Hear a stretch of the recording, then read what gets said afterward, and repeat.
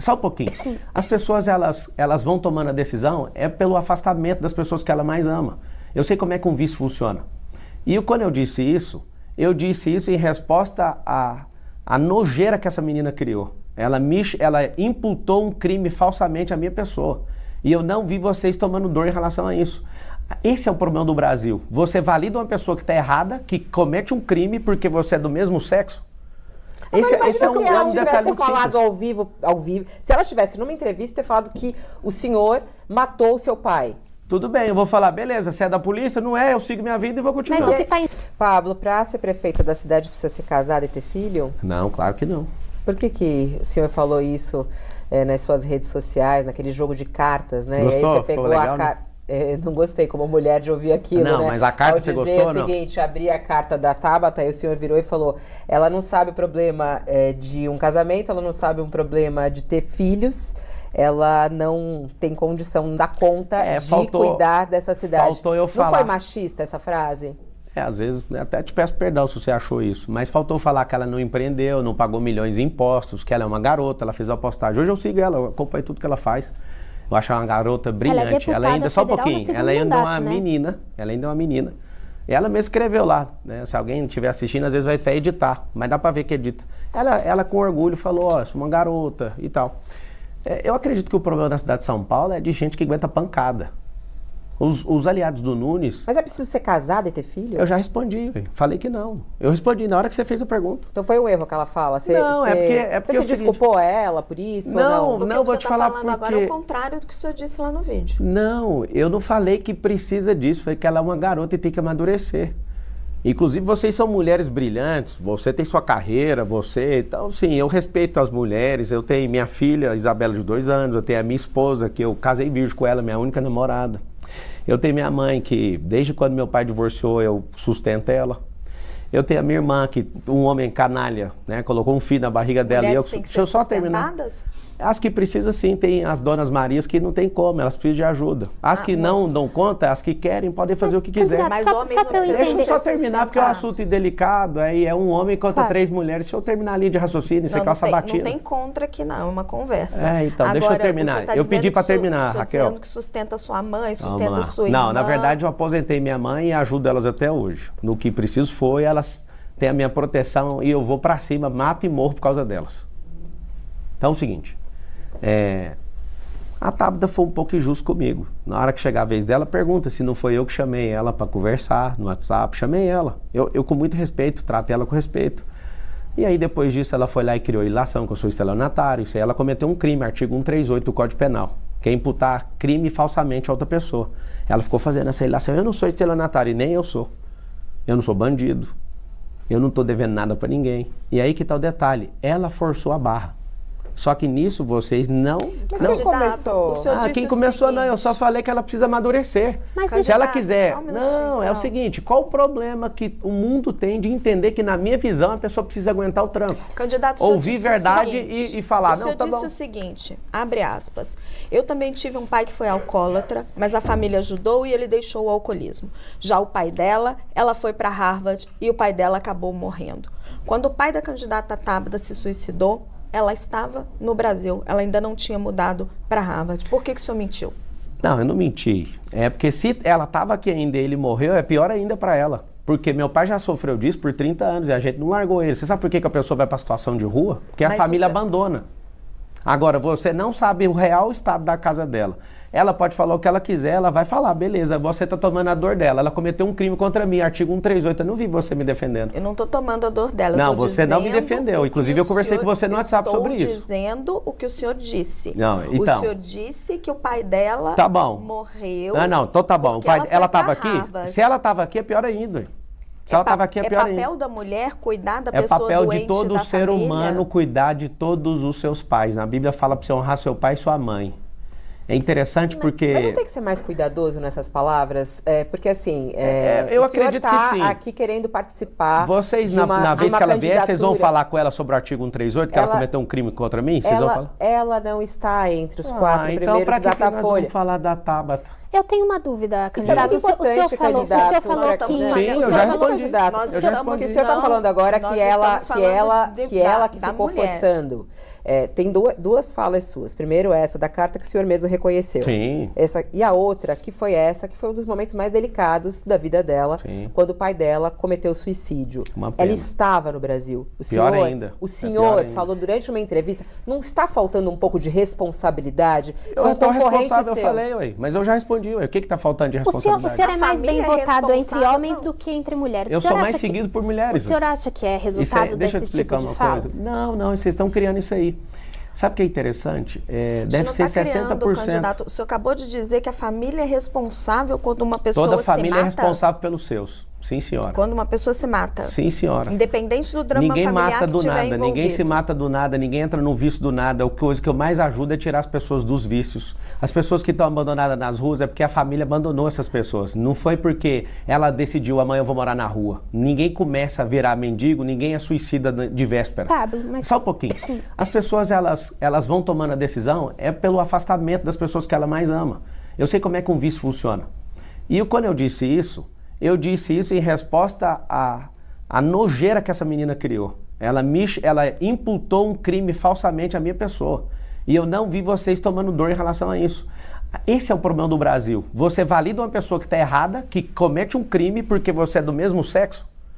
Esse é um se ela detalhe tivesse muito falado simples. ao vivo, se ela tivesse numa entrevista ter falado que o senhor matou o seu pai. Tudo bem, eu vou falar, beleza, você é da polícia? Não é, eu sigo minha vida e vou continuar. Mas o que está em jogo é a prefeitura, o problema é esse. Prefeitura de São Paulo. Então, que se tá a em jogo Prefeitura aqui. de São Paulo, esse assunto nem precisa mais discutir Então, aqui, só tem 9 minutos para a gente discutir. Mas o que eu gostaria Vamos de discutir São Paulo. esclarecer, o senhor falou que diz que ela é despreparada, que ela não aguenta o tranco. Não aguenta, E aí por isso o que ela ficou nessa choração aí o senhor aí. disse que a credencial que o senhor tem a apresentar, o fato de pagar milhões em impostos, isso credencia para ser prefeito. Isso é palavra sua. Agora, o fato Isso é palavra sua. O senhor falou que paga milhões em impostos. Não põe palavra na minha boca, não. Eu falei que ela é imatura por N motivos e que ela poderia empreender e fazer isso também. Tanto é que ela, no vídeo dela, fala: eu que trouxe milhões. Não, todo político é jumento do povo. A lei que manda ela trazer milhões, não foi ela que conquistou milhões. Só que as pessoas amam ouvir storytelling, amam ouvir, nossa, ela trouxe milhões para nós. Não, isso é vinculado na lei. Inclusive, eu sendo prefeito, eu vou virar jumento do povo, para levar recurso para todo mundo. O tempo está correndo, a gente tem uma pergunta do Raul Justilores, que ele é o nosso colunista de cidades, Posso e ele tem uma só pergunta... pedir falar A de gente tá pedindo pra Cracolândia antes disso? Tá, vai lá, rapidinho. Porque ele estava falando da dependência química, que seria a responsabilidade da família. Nós temos um problema grave na cidade de São Paulo, que é a Cracolândia. O senhor está dizendo que é a responsabilidade de cada familiar, Com certeza. cada família que tem ali, que deixou aquelas pessoas ali na Cracolândia. Qual seria a sua solução como prefeito de São Paulo para resolver a Tratar Cracolândia? essas pessoas como família, porque essas famílias já desistiram deles.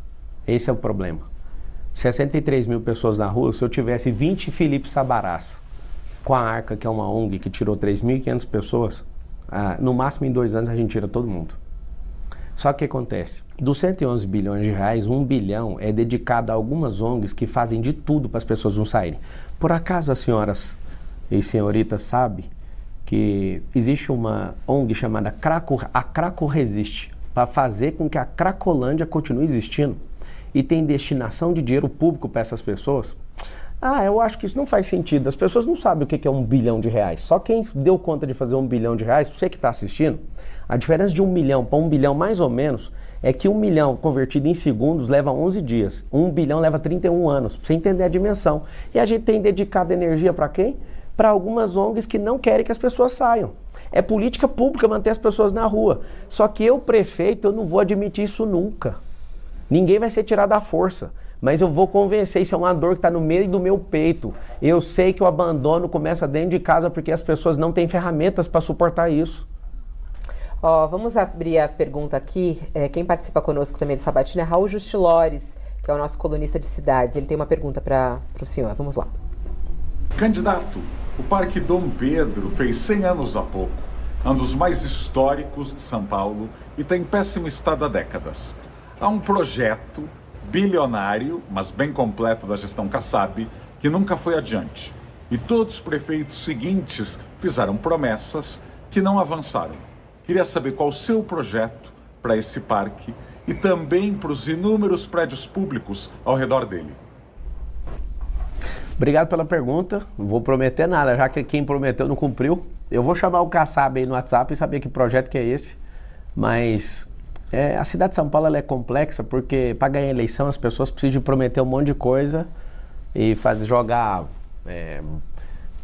confete para enganar os outros.